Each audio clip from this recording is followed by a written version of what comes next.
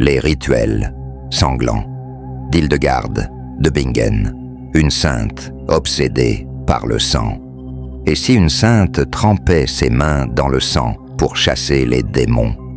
Cette histoire étrange explore les rituels macabres d'Hildegarde de Bingen abbesse du XIIIe siècle, dont les exorcismes sanglants terrifiaient ses fidèles, aimés partager et commenter, pour plonger dans les abysses de l'histoire étrange. Au XIIIe siècle, Hildegarde de Bingen, célèbre pour ses visions mystiques, était une figure respectée dans l'Église. Selon les archives du monastère de Rupertsberg, elle croyait que le sang animal répandu lors de rituels dans les églises pouvait purifier les âmes possédées. Ces cérémonies, décrites dans ses écrits, comme Sivias, impliquaient des sacrifices de chèvres ou de moutons, leur sang aspergé sur les autels pour chasser les démons. Imaginez une église sombre où une abbesse entourée de cierges vacillants égorge un animal sous les prières des fidèles terrifiés. Ces rituels n'étaient pas de simples superstitions. Selon l'historienne Carol Rawcliffe, ils s'inscrivaient dans une tradition médiévale où le sang symbolisait la vie et la rédemption.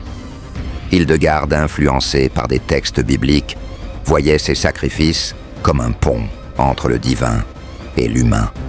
Une chronique de 1147 décrit un exorcisme où elle aspergeait une femme possédée avec du sang de chèvre, croyant libérer son âme.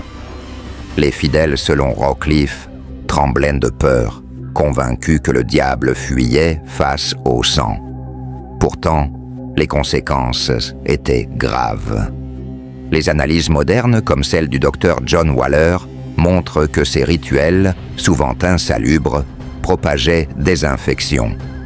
Les autels souillés par le sang devenaient des foyers de maladies.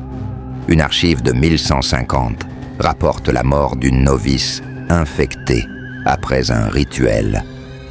Hildegarde, selon les récits, ignorait ces tragédies, sa foi aveugle, la convainquant de sa mission divine. Les analyses psychologiques de Philippe Zimbardo suggèrent que l'autorité d'Hildegarde, renforcée par sa réputation de visionnaire, imposait une obéissance absolue. Les fidèles terrifiés par le diable participaient sans questionner. Une chronique de 1148 mentionne une femme accusée de possession, soumise à un rituel sanglant, son corps marqué par des infections. Ces pratiques, selon Roy Porter, reflétaient une époque où la foi surpassait la raison, transformant les églises en théâtre de terreur. Quelques voix s'élevaient. Un moine excommunié en 1149 pour avoir critiqué ces rituels dénonçait leur cruauté. Ces dissidents, selon Rawcliffe, étaient rares écrasés par l'autorité d'Hildegarde. Ces visions considérées comme divines justifiaient ses actes. Imaginez une sainte priant avec ferveur, ignorant que son obsession semait la mort. Si ces rituels vous ont choqué, attendez de découvrir comment ils transformèrent les églises. La prochaine étape de cette histoire, étrange, révèle une foi plongée dans la peur. Une église empourprée de sang. Imaginez une église où les autels souillés de sang deviennent des scènes d'horreur sacrées. Cette histoire étrange explore comment les rituels d'exorcisme d'Hildegarde de Bingen transformèrent les lieux saints en théâtre de peur et de superstition, aimés partager et commenter pour plonger dans les abysses de l'histoire étrange. Sous l'influence d'Hildegarde, les églises du XIIIe siècle devenaient des espaces de rituels sanglants. Selon les archives de Rupertsberg, ces exorcismes impliquaient des sacrifices d'animaux, leur sang répandu sur les autels pour purifier les âmes. Une chronique de 1151 décrit une cérémonie où une chèvre fut égorgée dans une église, son sang aspergé sur une femme accusée de possession. Les fidèles, selon Carol Rawcliffe, participaient en tremblant, convaincus que le sang chassait les démons. Imaginez une nef obscure où l'odeur du sang se mêle à l'encens sous les chants lugubres des moines. Ces rituels n'étaient pas isolés. Selon Roy Porter, ils s'inscrivaient dans une tradition où le sang, symbole de sacrifice christique, était vu comme un remède spirituel. Hildegarde, dans ses écrits, affirmait que le sang animal sanctifié par la prière pouvait repousser le diable. Une archive de 1152 mentionne un exorcisme où elle utilisait du sang de mouton pour libérer un enfant, les parents terrifiés par la violence du rituel. Ces pratiques, selon Rawcliffe, transformèrent les églises en lieux de terreur où la foi se mêlait à l'horreur. Les conséquences étaient dramatiques. Les analyses modernes, comme celle du docteur John Waller, montrent que le sang laissé à l'air libre attirait les infections. Les autels, rarement nettoyés, devenaient des foyers de bactéries. Une chronique de 1153 rapporte une épidémie dans un couvent liée à des rituels insalubres. Les fidèles, selon Porter, attribuaient ces maladies à des châtiments divins, ignorant leur cause réelle. Hildegarde, convaincu de sa mission, continuait ses pratiques, aveuglé par sa foi. Les analyses psychologiques de Philippe Zimbardo expliquent cette soumission. L'autorité d'Hildegarde, renforcée par ses visions, imposait une obéissance aveugle. Les moines et les nonnes, terrifiés par le diable, participaient sans question. Une archive de 1150 décrit une novice forcée d'assister à un sacrifice s'évanouissant sous le choc. Ces rituels, selon Rawcliffe, créaient une atmosphère de peur où la raison était étouffée par la superstition. Quelques dissidents tentaient de résister. Une lettre de 1154 mentionne un prêtre exilé pour avoir dénoncé les rituels comme païens. Ces voix, selon Porter, étaient écrasées par l'influence d'Hildegarde. Ses écrits, considérés comme divins, justifiaient ses actes, transformant les églises en sanctuaires de sang. Une chronique de 1155 raconte une cérémonie où des fidèles hypnotisés par la peur croyaient voir des démons fuir sous les éclaboussures de sang. Les conséquences s'étendaient aux communautés. Les villages influencés par les sermons adoptaient ces pratiques, sacrifiant des animaux dans des chapelles locales. Une archive de 1156 décrit d'une communauté décimée par une infection liée à des rituels sanglants. Hildegarde, selon Rawcliffe, ignorait ces tragédies, voyant la souffrance comme une épreuve divine. Imaginez une église, ses murs tachés de sang, où la foi devient une danse macabre. Si cette horreur vous a troublé, attendez de découvrir les victimes de ces rituels. La prochaine étape de cette histoire étrange révèle des tragédies humaines déchirantes, les victimes des rituels sanglants. Et si des âmes innocentes payaient le prix d'une foi macabre, cette histoire étrange explore les victimes des exorcismes sanglants d'Hildegarde de Bingen, dont les vies furent brisées par des rituels cruels au nom de la salvation. Aimez, partagez et commentez pour dévoiler les secrets de l'histoire étrange. Les rituels d'Hildegarde ne touchaient pas seulement les fidèles consentants. Selon les archives de Rupertsberg, de nombreuses victimes, souvent des femmes et des enfants, accusées de possession, étaient soumises à des cérémonies terrifiantes. Une chronique de 1152 décrit une jeune fille accusée de visions démoniaques, aspergée de sang de chèvre lors d'un exorcisme. Son corps, selon Carol Rawcliffe, fut marqué par des infections, son esprit brisé par la peur. Imaginez une enfant tremblante dans une église, son visage éclaboussé de sang, entouré de moines psalmodiant. Ces accusations étaient souvent arbitraires. Selon Roy Porter, les femmes considérées comme vulnérables au diable étaient des cibles faciles. Une archive de 1153 raconte l'histoire d'une paysanne. accusée de sorcellerie pour ses crises d'épilepsie, soumise à un rituel sanglant. Les analyses modernes, comme celle du docteur John Waller, suggèrent que ces possessions étaient souvent des troubles neurologiques mal compris à l'époque. Hildegarde, convaincue de sa mission divine, voyait ses souffrances comme des signes de possession, justifiant ses pratiques. Les conséquences physiques étaient atroces. Les autels souillés par le sang propageaient des infections. Une chronique de 1154 rapporte la mort d'une femme infectée après un rituel, son corps couvert de plaies. Selon Waller, ces pratiques insalubres aggravaient les maladies, transformant les églises en foyers d'épidémie. Hildegarde, selon les archives, ignorait ces décès, les attribuant à la volonté divine. Les conséquences psychologiques étaient tout aussi graves. Selon Philippe Zimbardo, la peur et l'humiliation des rituels causaient des traumatismes durables. Une archive de 1155 décrit une novice forcée de participer à un sacrifice, devenant muette de terreur. Ces victimes, selon Rawcliffe, étaient quand même souvent ostracisées, accusées de porter le diable même après les rituels. Hildegarde, aveuglée par sa foi, voyait leur souffrance comme un sacrifice nécessaire. Les communautés souffraient également. Les villages influencés par les sermons d'Hildegarde adoptèrent ces pratiques, sacrifiant des animaux dans des chapelles.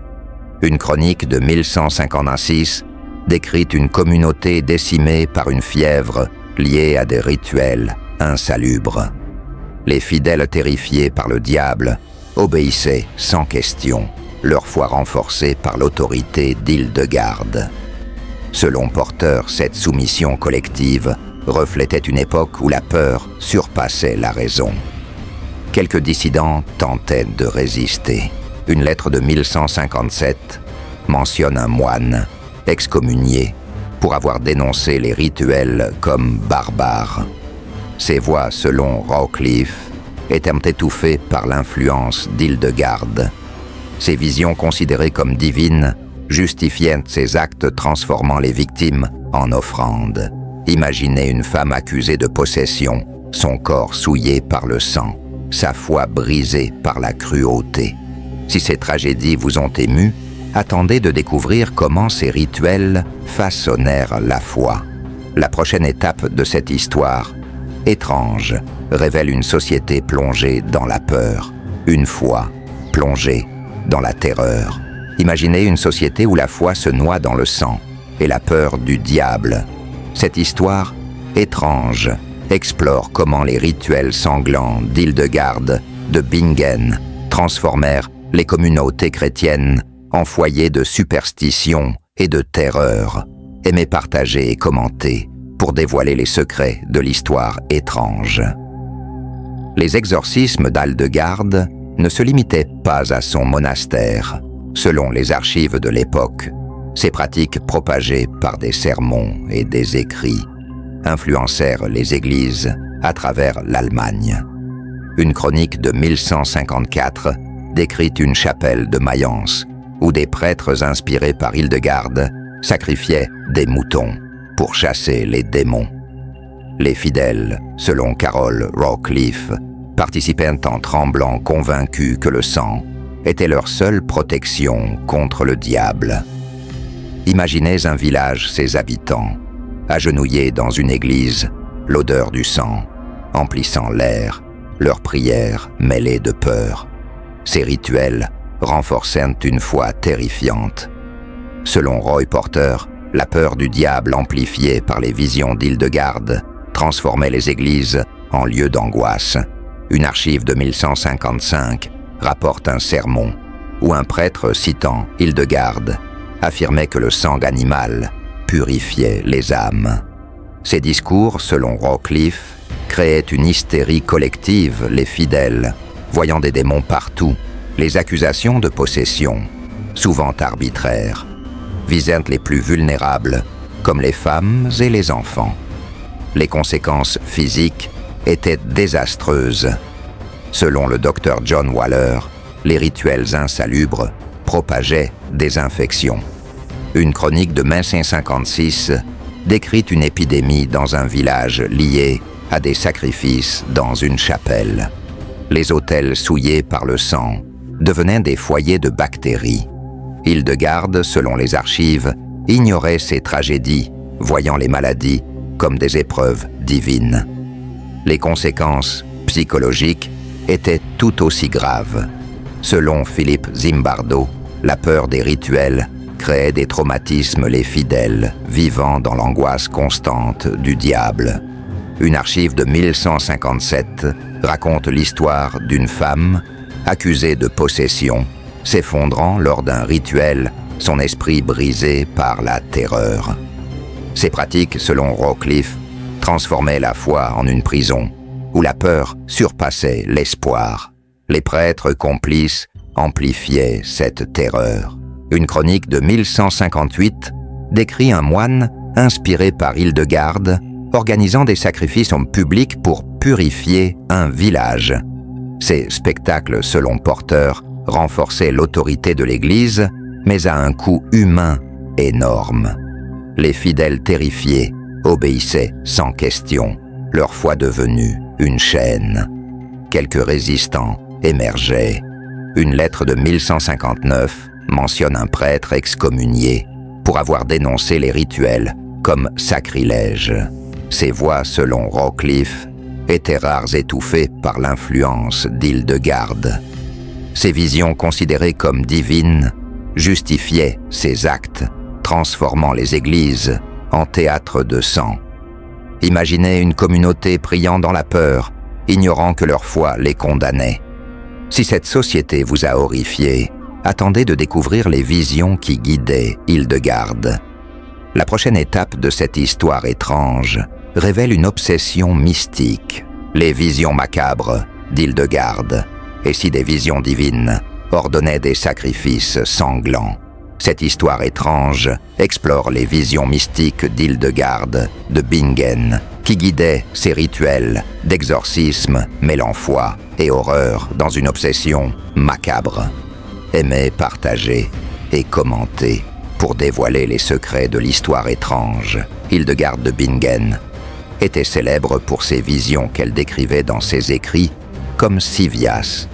Selon les archives de Rupertsberg, elle croyait que Dieu lui ordonnait d'utiliser le sang animal pour chasser les démons. Une chronique de 1152 raconte une vision où elle voyait des anges aspergeant du sang pour purifier les âmes. Ces visions, selon Carol Rawcliffe, donnaient à Hildegarde une autorité incontestée, ces rituels sanglants perçus comme divins. Imaginez une abbesse plongée dans une transe, ordonnant un sacrifice dans une église, convaincue de suivre la volonté de Dieu. Ces visions n'étant pas de simples rêves, selon Roy Porter, elles reflétaient une époque où la foi mystique dominait la raison. Hildegarde, dans ses écrits, décrivait le sang comme un lien entre le terrestre et le divin, justifiant ses exorcismes. Une archive de 1153 rapporte un rituel où elle égorgeait un mouton, croyant que son sang libérait une femme possédée. Les fidèles, terrifiés par ces visions, obéissaient sans question, voyant en elle une prophétesse. Les conséquences étaient tragiques. Selon le docteur John Waller, les rituels insalubres propageaient des infections. Une chronique de 1154 décrit une novice infectée après un sacrifice mourant dans l'agonie. Hildegarde, selon les archives, ignorait ses décès, convaincue que ses visions étaient infaillibles. Les analyses psychologiques de Philippe Zimbardo suggèrent que sa foi absolue créait une soumission collective, les fidèles craignant de défier une sainte. Les rituels amplifiaient la terreur. Une archive de 1155 décrit une cérémonie où Hildegarde, guidée par une vision, aspergeait du sang sur une foule, provoquant des cris de panique.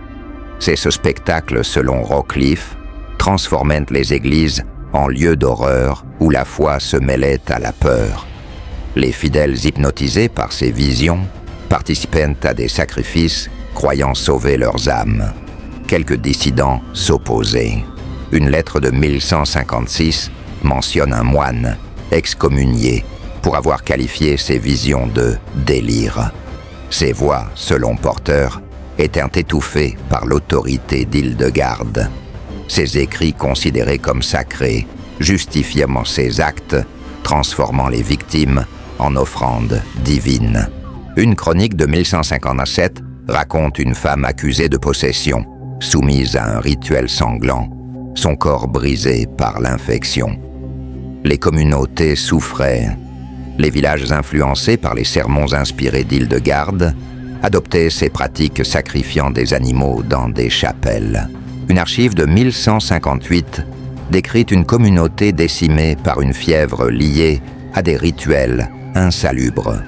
Hildegarde, selon Rockcliffe, voyait ces tragédies comme des épreuves, sa foi aveugle l'empêchant de questionner ses visions. Imaginez une sainte guidée par des visions ignorant que ces rituels semaient la mort. Si ces visions vous ont troublé, attendez de découvrir leur impact sur l'Église. La prochaine étape de cette histoire étrange révèle une institution divisée. Une Église divisée par le sang. Et si une sainte divisait l'Église avec des rituels sanglants? Cette histoire étrange explore comment les exorcismes d'Hildegarde de Bingen créèrent des tensions au sein de l'Église, opposant foi mystique et raison naissante. Aimez partager et commenter pour dévoiler les secrets de l'histoire étrange. Les rituels d'Hildegarde ne faisaient pas l'unanimité. Selon les archives de Mayence, ces pratiques, bien que soutenues par de nombreux clercs, provoquaient des débats parmi les théologiens. Une chronique de 1155 rapporte un concile où des prêtres dénonçaient ces sacrifices comme païens, les comparant aux rituels antiques. Hildegarde, forte de ses visions, défendait ses actes citant ses écrits comme preuve divine. Imaginez une église divisée par une abbesse dont les rituels sanglants défiaient les traditions. Ces tensions n'étaient pas seulement théologiques. Selon Roy Porter, les rituels d'Hildegarde, en propageant des infections, alarmaient certains clercs qui voyaient les épidémies comme un signe de désapprobation divine. Une archive de 1156 décrit une épidémie dans un monastère liée à des sacrifices insalubres. Les analyses modernes, comme celle du docteur John Waller, montrent que ces pratiques aggravait les maladies mettant en danger les communautés religieuses. Hildegarde, selon les récits, ignorait ses critiques convaincus de sa mission.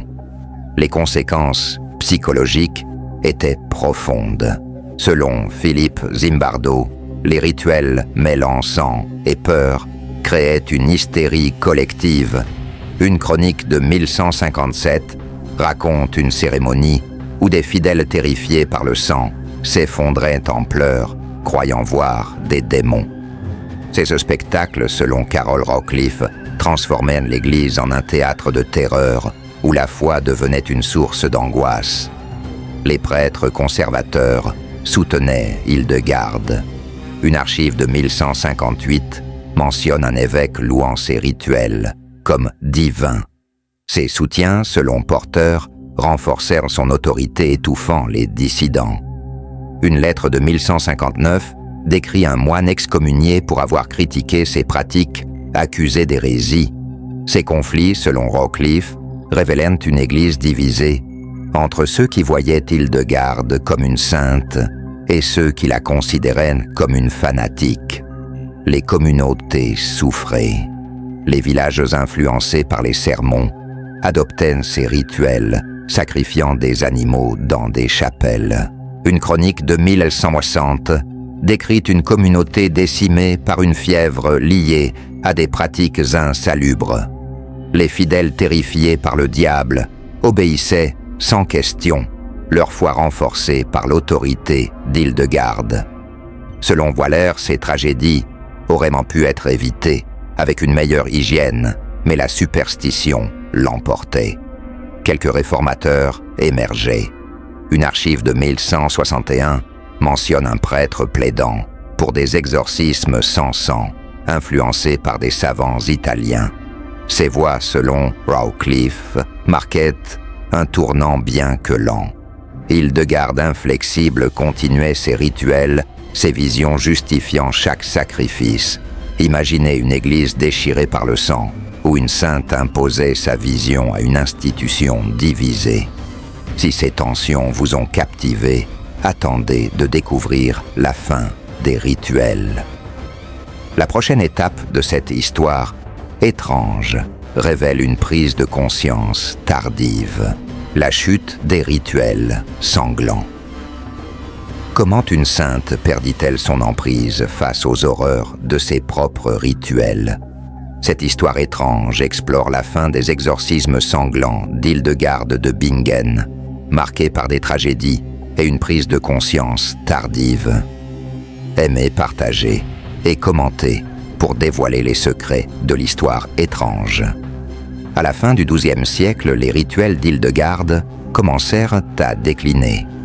Selon Roy Porter, les épidémies aggravées par ces pratiques insalubres alarmaient les autorités religieuses.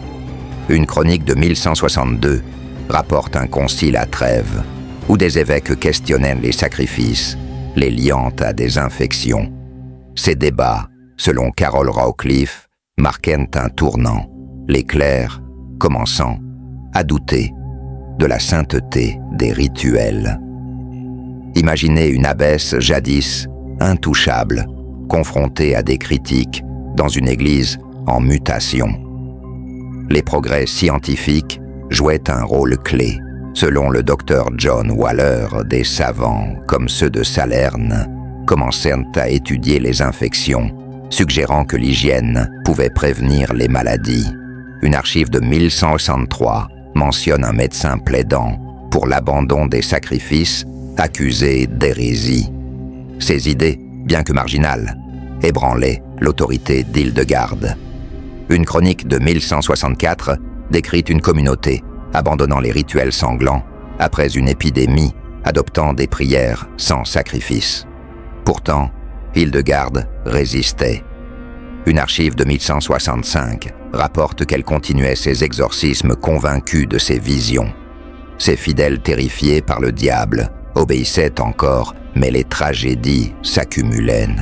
Une chronique de 1166 décrit la mort d'un enfant infecté après un rituel, sa mère accusant Hildegarde de cruauté. Ces drames, selon Rawcliffe, exposaient les failles de ses pratiques, affaiblissant son influence. Les analyses psychologiques de Philippe Zimbardo montrent que l'autorité d'Hildegarde, bien que puissante, s'effritait face au désastre. Les fidèles voyant leurs proches mourir commençaient à douter. Une lettre de 1167 mentionne une nonne refusant de participer à un sacrifice défiant l'abbesse. Ces résistances, selon Porter, marquaient une rupture, les communautés cherchant des alternatives moins cruelles. Les conséquences physiques restaient graves. Les autels souillés par le sang propageaient des infections. Une archive de 1168 rapporte une épidémie dans un monastère liée à des rituels. Selon Waller, ces tragédies auraient pu être évitées avec une meilleure hygiène, mais la foi d'Hildegarde l'emportait sur la raison. Les fidèles terrifiés continuaient de participer, leur peur du diable surpassant leur douleur. Quelques réformateurs gagnaient du terrain. Une chronique de 1169 mentionne un évêque influencé par des savants italiens, interdisant les sacrifices dans son diocèse. Ces réformes, selon Rawcliffe, posaient les bases de la médecine moderne, bien que lente. Hildegarde mourante, en 1179, ne vit pas l'abolition de ces rituels, mais son influence déclinait. Imaginez une sainte voyant son héritage s'effondrer, ses visions éclipsées par la raison. Si cette chute vous a captivé, attendez de découvrir l'héritage d'Hildegarde. la dernière étape de cette histoire, étrange, révèle une vérité choquante, l'héritage d'une sainte macabre. Et si l'obsession d'une sainte pour le sang révélait une vérité universelle sur la foi et la peur, cette histoire étrange conclut avec l'héritage d'Hildegarde de Bingen, dont les rituels sanglants laissèrent une marque indélébile mêlant horreur et progrès, aimé partager et commenter pour dévoiler les secrets de l'histoire étrange. La mort d'Hildegarde, en 1179, ne mit pas fin à son influence. Selon Carol Rawcliffe, ces rituels sanglants, bien que déclinants, marquèrent les mémoires. Une chronique de 1180 rapporte des communautés continuant ces pratiques, croyant encore au pouvoir du sang. Ces rituels, selon Roy Porter, coûtèrent des milliers de vies, les épidémies aggravées par l'insalubrité. Une archive de 1181 décrit un village décimé par une fièvre liée à des sacrifices dans une chapelle. Imaginez une société hantée par le sang, payant le prix d'une foi fanatique. Pourtant, cet héritage eut des effets inattendus. Selon le docteur John Waller, les tragédies causées par les rituels poussèrent les savants à questionner les pratiques médiévales. Une chronique de 1185 mentionne des médecins influencés par Salerne, prônant l'hygiène pour prévenir les infections. Ces réformes, bien que lentes, marquaient un tournant. Les analyses modernes montrent que les désastres d'Hildegarde, en exposant les failles de la superstition, posèrent les bases de la médecine scientifique. Les récits populaires perpétuèrent sa légende. Selon Marina Warner, les contes du XIIIe siècle dépeignaient Hildegarde comme une figure tragique, à la fois sainte et maudite. Une légende de 1190 raconte que son esprit hantait les églises aspergeant du sang pour chasser les démons. Ces histoires, selon Jonathan Clements, reflétaient une culpabilité collective, une société confrontée à sa cruauté. Les analyses psychologiques de Philippe Zimbardo montrent que l'autorité d'Hildegarde, renforcée par ses visions, empêcha les réformes immédiates. Les fidèles terrifiés continuaient de suivre ses pratiques, même après sa mort. Une archive de 1182 décrit une femme accusée de possession, soumise à un rituel sanglant mourant d'une infection. Ces victimes, selon Rawcliffe, étaient les oubliés de l'histoire, sacrifiés à une foi aveugle. L'héritage d'Hildegarde influença aussi la culture. Les églises, selon Porter, commencèrent à abandonner les sacrifices au XIIIe siècle, adoptant des prières plus simples. Une chronique de 1195 mentionne un monastère interdisant les rituels sanglants, marquant un changement. Ces réformes, selon Waller, sauvèrent des vies à long terme, transformant les églises en lieux de guérison. Les musées modernes exposant des artefacts médiévaux rappelant cette période sombre.